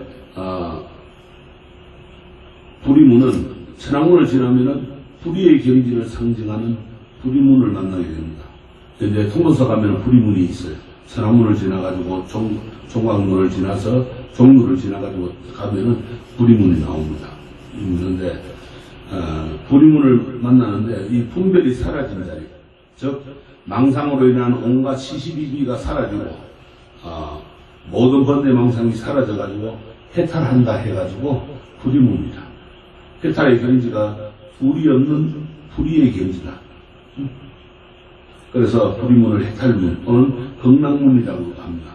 그래서 이 문에 들어서면은 이제 부처님 나라 불국 전투가 되는 거예요. 그 다음에 이제 들어가면은 이제 부리문을 대신해가지고 부리문이 없는 경우에는 안양루나 만세루 이런 게 있습니다. 그림 위에 그 사진을 보면은 부석사 만세루 안양루입니다. 이 걷당합을 갈 때 이 누각을 통해 가지고 부처님 세계로 나가게 하게끔 만들었어요. 근데 동화사로 가면 있는데 가까운데 누각을 들어가는데 이 2층 다락집 형태로 이제 지어놨어요. 근데 천장이 낮아요. 대부분의 이제 부처님 모신 중심법당과 마주하는 곳에 자리하고 있고, 그 어두운 누각 밑을 지나면 밝은 법당 앞으로 나아가는 것은 마지막 어둠을, 무명을 끝내고, 무명번뇌를 끝내고, 부처님의 지혜와 자비 강령이 가득한 세상으로 나간다는 의미로 이제 그렇게 낮게 해놨습니다. 높게. 또 다른 문이나 청각들보다 천장이 낮은 이유는 지나가는 사람들이 저절로 머리를 숙이게 해놓습니다. 그거는 낮으니까 머리를 숙이고 나가야 돼요. 그 이유는 이제 자기 자신을 내려놓으라는 거예요. 속세에 모두 저 상들을 내려놓고 하심하라는 거예요. 그래서 그 가르침을 전하는 겁니다. 이 누가는. 신행생활의 시작이 하심이고 끝이 하심이라. 하심하지 않으면요 아무것도 이룰 수가 없어요. 나를 완전히 내려놓고 속세의 나를 내려놓고 들어와서 부처님의 경지로 들어가는 것, 그거를 말하는 겁니다. 그래서 그거를 해탈의 경지이고 불의의 경지라, 즉 부처님 세계를 말하는 것입니다. 그 다음에 이제 들어가면은 지혜와 복덕이 충만한 부처님의 그렇게 충만한 법당을 만나게 됩니다. 이 이제 법당은 다양한 이름으로 불리는데 옛날에는 검당이라 그러기도 하고 불전이라 그러기도 하고 지금은 이제 법당이라고 이제 많이 이야기하는데 부처님 법을 가르쳐 주는 곳이다 해가지고 법당이라고 합니다. 이 산사의 법당 마루에 앉아 있으면 지난 세월 이곳을 지나게 온 많은 이들의 정성이 느껴지고 또 새로운 모습으로 건립된 법당 마루에 앉아 있으면 이 시대를 헤쳐나가는 그러한 사람들의 원력이 느껴집니다. 법당은 부처님의 지혜와 복덕이 충만한 곳이고 어제와 오늘을 함께하는 이들의 정성과 원력이 느껴지는 곳이 바로 법당입니다. 그래서 법당은 불보살님을 모신 곳을 말합니다. 부처님과 보살님을 모신 곳이다. 그래서 불전이라고 그러기도 합니다. 또는 검당이라고 하고, 불전은 말 그대로 부처님을 모신 큰 집이다. 큰 집.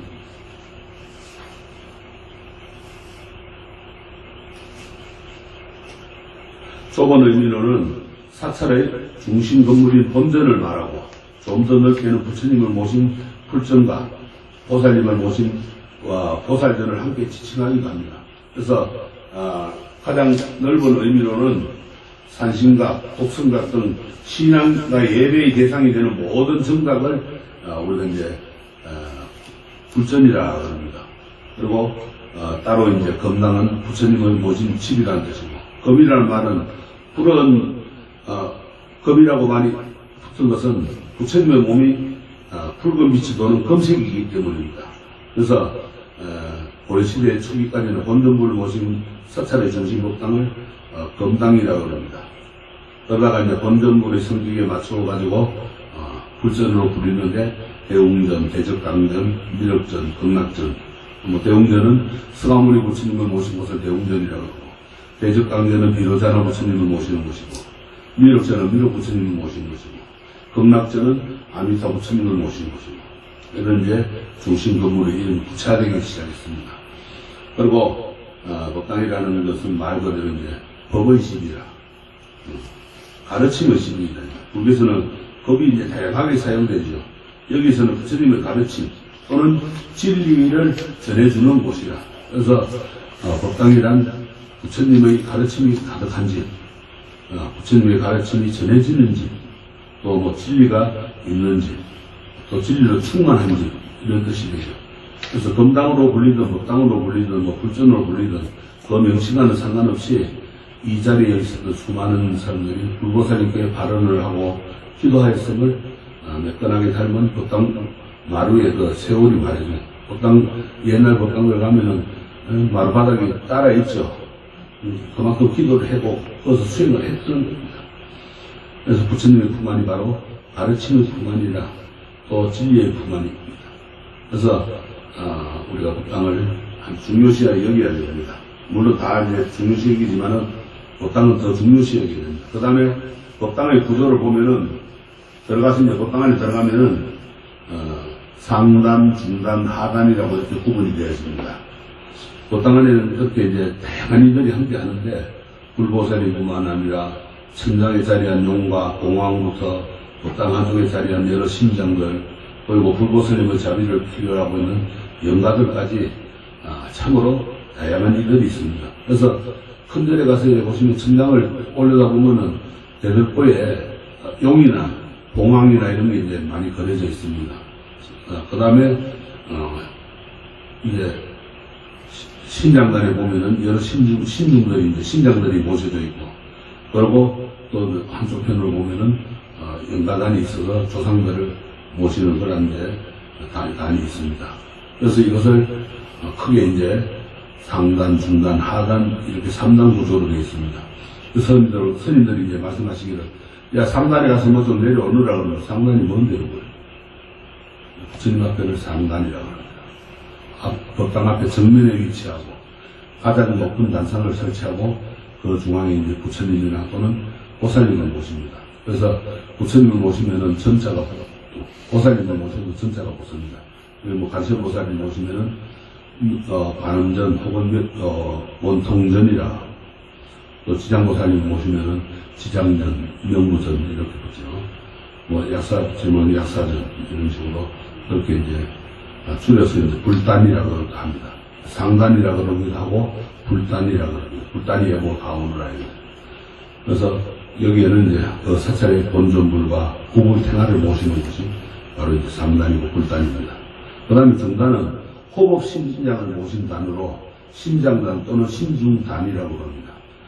그 중앙에는 이제 제석천이나 대범천왕의 천상과 성중과 또 천용, 야차, 건달바, 아수라, 김달바, 마우라, 가루라 이렇게 8부 신장을 모셔놓습니다. 또 아니면은 108 호법 신장을 모시기도 하고 이렇게 이제 해서 신장단을 모십니다. 그 다음에 토속 신앙의 대상인 이제 치성신과 산신을 모시기도 합니다.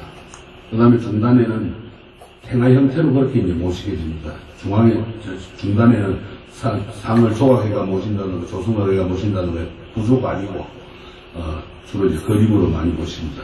그 다음에 이제 하단은 영가의 위패를 모신 단입니다. 그래서 영단 또는 영가단이라고 합니다.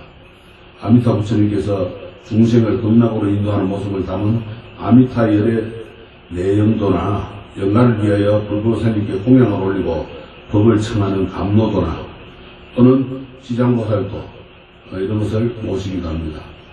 그래서 이러한 이제 상단, 중단, 하단의 위치와 구조는 사찰마다는 다르지만은 예를 올리는 순서는 언제나 상단에 먼저 예를 올리고 중단에 올리고 하단에 올리는 순서로 이루어집니다. 이제 아침 새벽이나 낮에는 그렇게 하고 저녁에는 예불을 올릴 때 거꾸로 중단을 하고 이제 상단을 부처님께 마칩니다. 그래서 상단, 중단, 하단하고 그 다음에 뭐 산신각, 칠성각, 뭐 용왕각, 뭐 각각 정각들을 다 하고 저녁에는 거꾸로 이제 산신각, 용왕각 이런 것부터 시작해 올라와가지고 부처님께 불공을 하고 마칩니다. 그러니까 예불을 드리고 마칩니다. 그래서 이 중단에 예를 올릴 때는 상단에 올렸던 공양물을 내려가지고 올린다 해가지고 태공이라고 합니다. 태공인데 우리가 이제 항상 부처님 앞에 올린 거는 신장단에 올려가지고 신장단한테 태공을 해야 됩니다.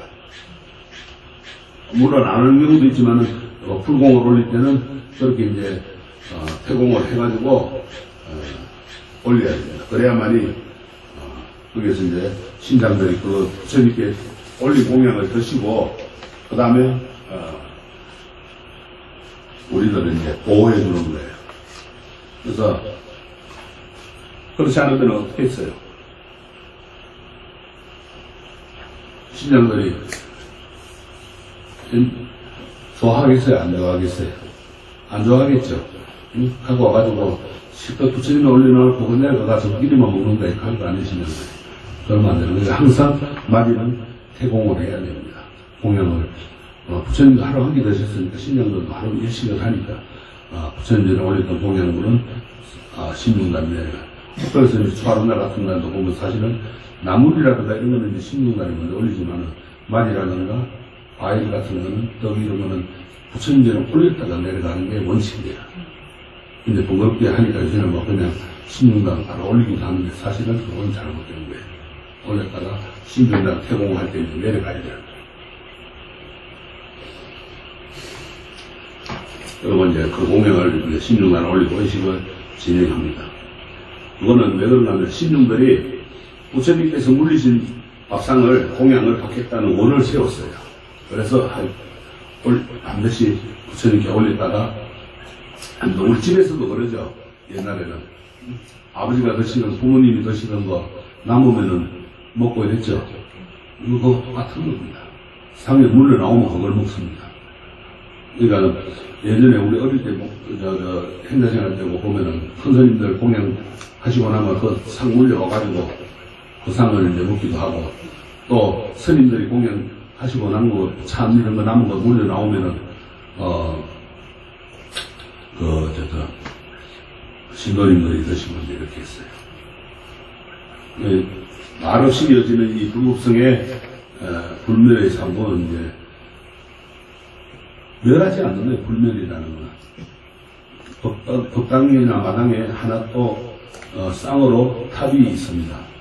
쌍탑이나 아니면은 다탑이라고 그러는데 1탑이나 쌍탑이 있는데 탑 앞에는 반배하는 사람도 있고 합장한 자세로 탑 주위를 돌면서 사면에 각각 반배하는 사람도 있고 이런데 탑과 조성되는 의미가 비슷한 성도로 금강계단이나 습동, 구도 이런 게 있습니다. 그래서 사실은 예전에는 부처님 인면 후에는 바로 이제 탑을 조성했어요. 절을 지은 게 아니고 법당을 짓고 이런 게 아니고 불상을 조성을 해서 모시는 게 아니고 탑을 조성해놓고 탑을 숭배의 대상으로 삼았어요. 그래서 우리가 이제 절에 가면 큰 절에는 항상 법당 앞에 바로 이 탑이 위치해 있습니다. 그거는 뭔가 하면은 절에 갔을 때 부처님은 제일 먼저 치견하는 거 탑이에요. 그 다음에 이제 탑 뒤에 이제 정각들이 있어요. 저희들 같은 경우는 앞에 마당에 이제 탑이 있고 우리가 이렇게 있는데 탑의 기원은 부처님 인면 당시를 담은 경전 내용에서 이제 찾을 수 있는데 부처님께서 열반에 드신 후에 8나라의 국왕이 부처님의 사리를 8등분 해가지고 자신들의 나라로 가지고 가서 탑을 세우고 그 안에 사리를 봉안했다고 합니다. 그래서 이 탑의 시초가 원이 된 거예요. 뭐 부처님 사리가 일설에는 8선 4마리 나왔다는 그런 이제 이야기가 있습니다. 우리 지금 우리나라에서 8선 4마리라고 하면 어마어마하게 많은 거예요. 가만히 있으면 16가만히 하고 4마리나 나왔으니까 얼마나 많이 나온 거예요. 근데 몸은 부처 장신이라고 그랬다 그래도 그만큼 많이 나올 수가 없는데 그만큼 부처님의 위신력이 대단한 깨달음이라는 게 그런 뜻으로 보면 됩니다. 그래서 8등분으로 그걸 나눠가지고 8나라에서 탑을 조성해가 모신 거예요. 그러니까 탑은 그래서 이제 그때부터 이제 사리가 전해서 내려오는 게 각국으로 이제 또 거기서 탑에서 더 달라 이웃 나라에서 달라 그러니까 자기 나라에 모셔둔 탑에서 이제 또 분배해가지고 또 이제 나눠가고 했습니다. 그게 이제 우리나라에도 많이 들어와 있고 우리나라 이제 최초의 5대 보궁에는 자강역사가 중국에서 오대산에서 수행하다 문수보살에게 받아온 진실사리부터 시작해가지고 정골사리 이런 걸 모셔놓은 데가 이제 5군데, 최초로 모신 데를 5군데, 5대 정명봉이라고 그러죠. 설악산 봉정암, 그 다음에 이제 오대산 월정사 중대, 그 다음에 영월 사자산 법흥사, 태백 정암사, 그 다음에 양산 통도사, 이렇게 5군데 모셨는데, 양산 통도사에는 그렇게 모시면서 이제 부처님의 가사를 모셨다 해가지고 모셔놨어요, 실제로. 검난가사를 모셨기 때문에 통도사를 불지정찰이라고. 그리고 이제 오대산 봉정하면은 정골사리를 모셨다고 그러죠. 그 다음에 그 외에 이제 나중에 발견되는 게 건봉사, 고성에 가면은 강원도 고성 건봉사에 가면은 그거는 이제 치아사리, 부처님의 치아사리를 모시는 분도 있고 이렇게 여러 군데가 있습니다. 우리 지장선으로 징계도에서 모시고 이제 진사리가 탑에도 모셔져 있고 여기 앞에도 부처님 앞에도 모셔놨습니다. 그 다음에 이제 그렇게 이제 사리를 못 모시는 경우는 유물이나 유튜브 모시기도 하는데 거기 한계가 있으니까 나중에는 이제 불상으로 조성해가 모시기 시작했던 겁니다. 그래서 그 안에 불상에는 이제 복장물을 넣을 때 경전이라든가 이런 걸 넣어서 이제 부처님의 가르침이 전해지게끔 만드는 거예요. 그리고 이제 탑은 여전히 부처님의 진심에 기이하는 신앙의 대상으로 장엄하고 있습니다. 부자님들은 탑 앞에서 삼배를 올리거나 또 탑을 오른쪽에 두고 탑돌이를 하면서 원력을 세우기도 하고 소망을 빌기도 해요. 그리고 탑돌이를 할 때 보통 탑을 3번 돌지만은 그 이상 돌아도 되고 돌려면은 3번을 돌아야 돼요. 시계 방향으로. 근데 3번 돌고 더 돌고 싶어도 되는데 3번 안 되고 한 번에 2번 돌면 안 돼요. 3번 돌아야 돼요.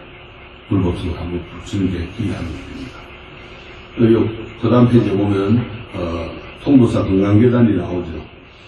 여기 이제 부처님의 진리자리를 모시고 또 금난가사를 모시는 금강계단입니다.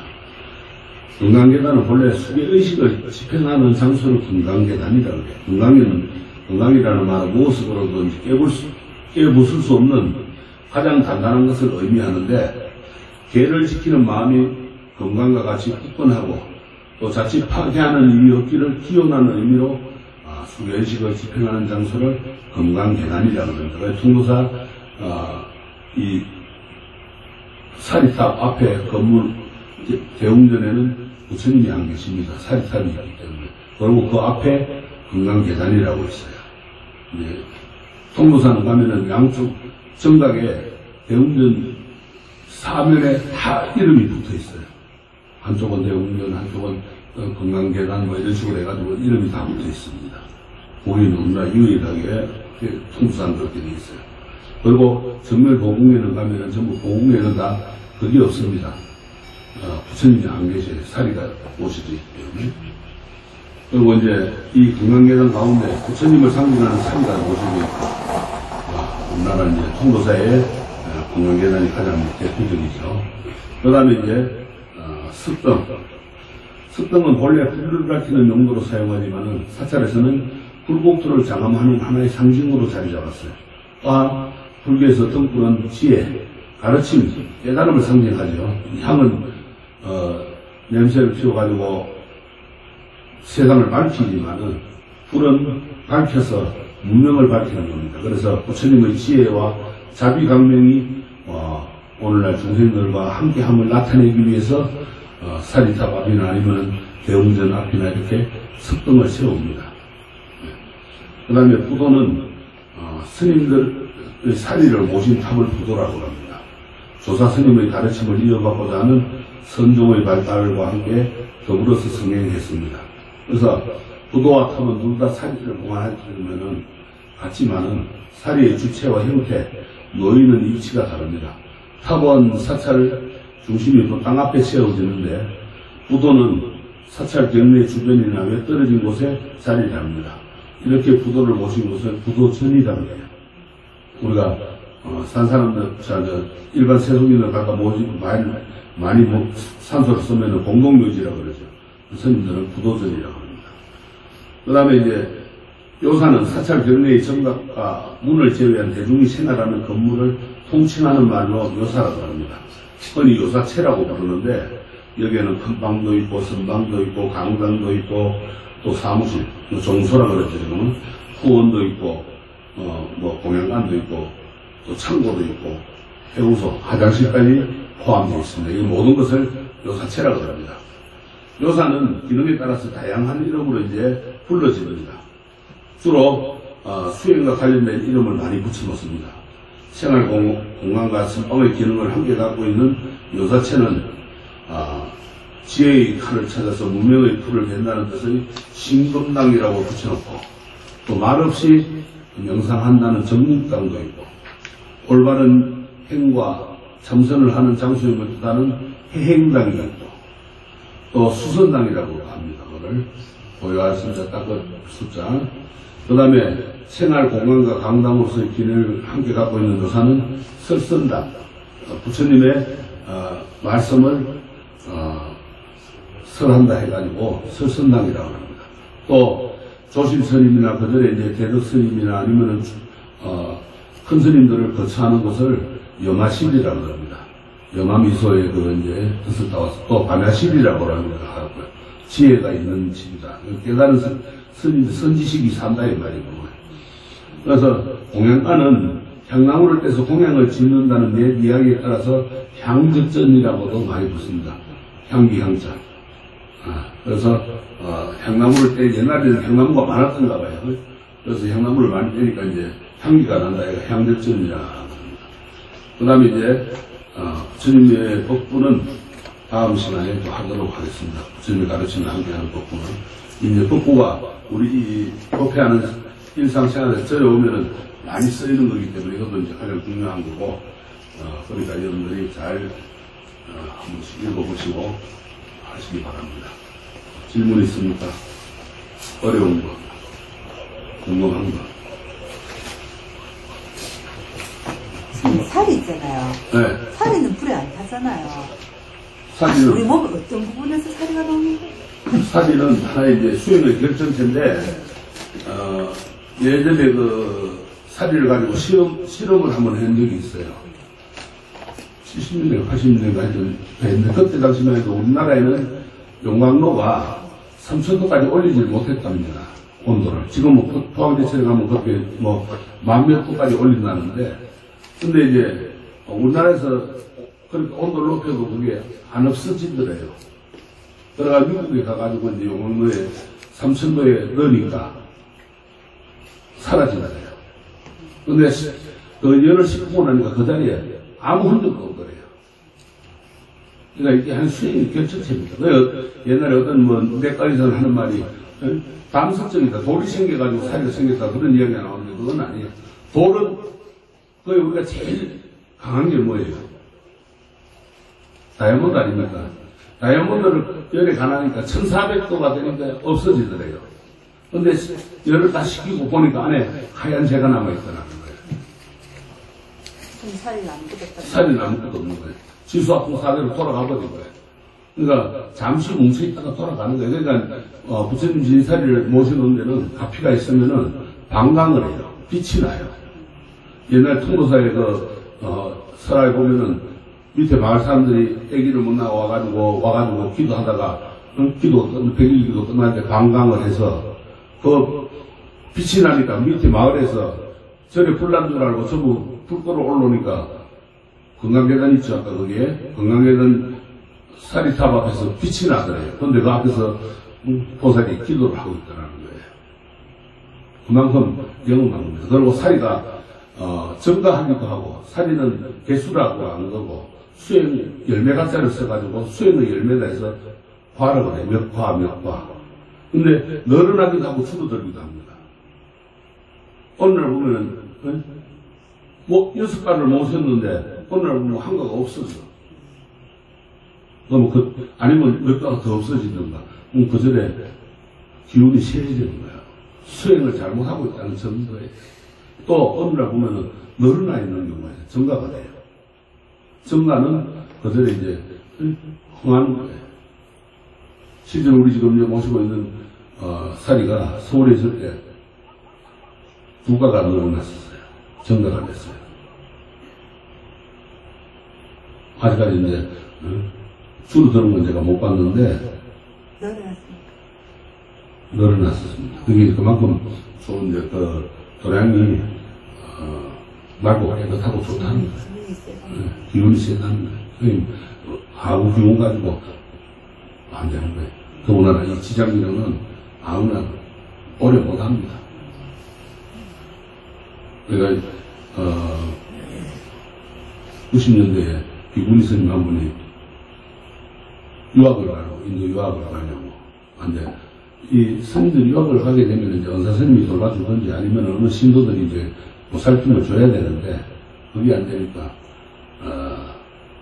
고창 선운사 도소람은 아주 지장도량이거든요. 그거는 삼지장이 모셔져 있어요.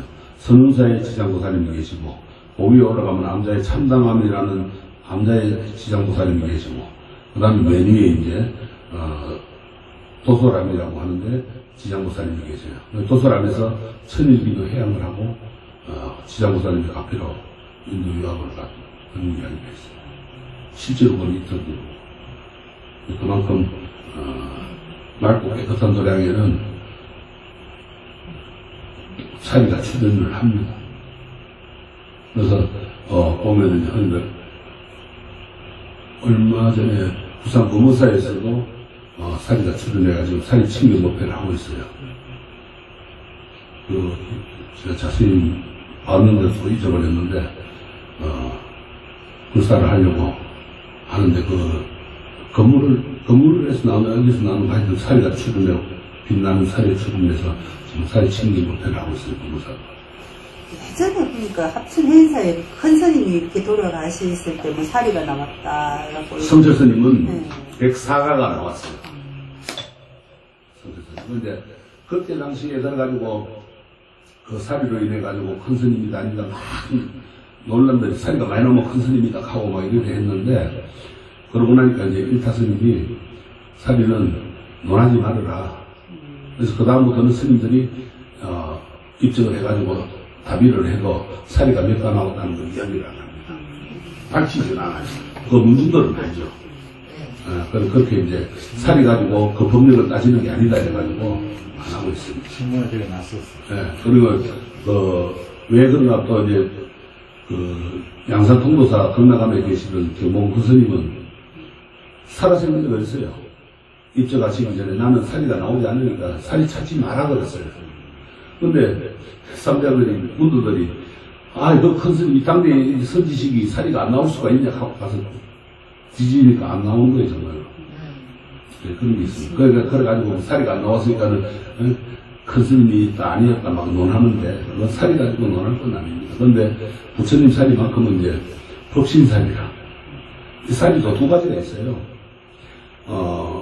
우리가 이제 다비를 해가지고, 재에서 찾아내는 육신사리가 있고, 또, 부처님 사리 그거에 이제 보면은, 사리기에 보면은, 밑에 구덩이를 5군데를 팝니다.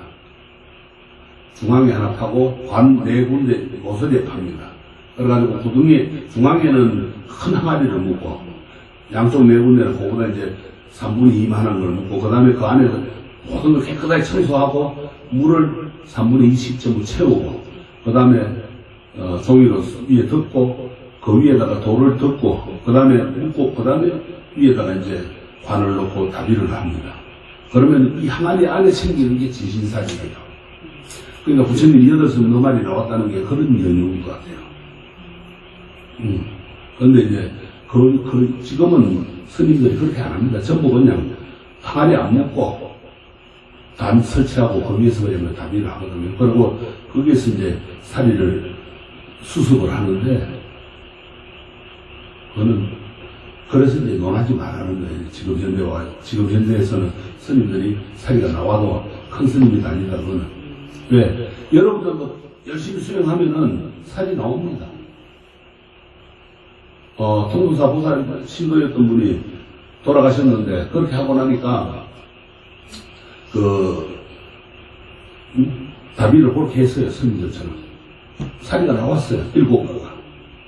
누구든지 나오고, 여러분들도 그런 거 하루 들은 거나 있거나 아니면 본 적이 있을 거예요. 일반 사람들도 이제 화장장에 가서 화장을 하면은요, 뼈 속이나 이런데, 재에도 그렇고, 끄먹한 게 있어요. 살입니다. 끄먹살이에요. 흑살이. 그러나 그거 부서져요.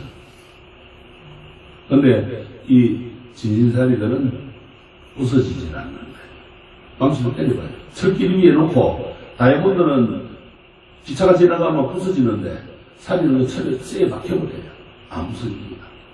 그만큼, 아주 신비한 거예요. 그건 현대과학으로서 아직 못 푸는 거예요. 그리고 사리가 구슬처럼 생긴. 구슬처럼 생긴 것도 있고, 뭐, 삐뚤삐뚤한 것도 있고, 다 틀려요. 신기하게 신기해. 그러니까, 여러분들도 살이 나올 수 있게끔 열심히 수행하고 기도하세요. 그러면 됩니다. 알았죠? 알겠습니다. 네, 송구하십시오. 송구하십시오. 부처님이 들어가라 알지. 송구하십시오. 송구하십시오.